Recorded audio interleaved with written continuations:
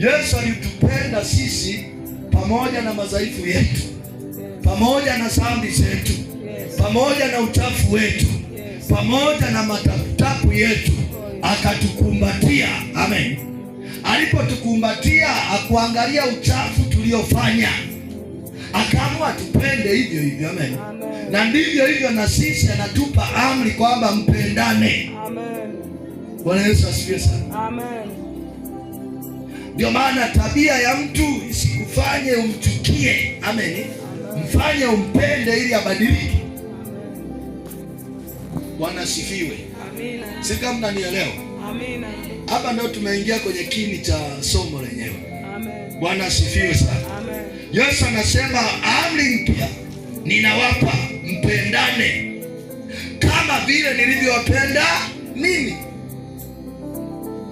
Je, Yesu wakati anakupenda ulikuwa msafi?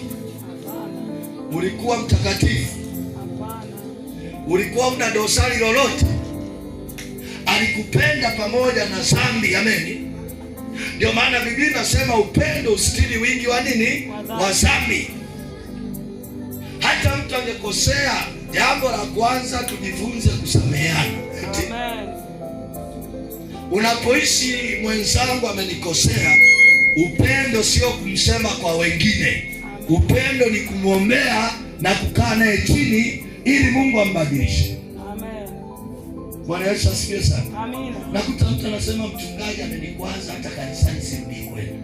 Naanza kujiuliza huyu mtu alimfuata mchungaji au alimfuata Mungu wetu? Kwa sababu mtu aliyebeba upendo kwenye maisha yako, kula pamoja na Bwana. Amen. Kula pamoja na nani? Na Bwana.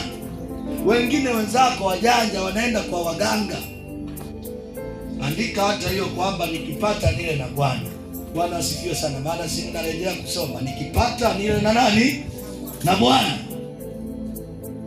Ni upendo, sema ni upendo.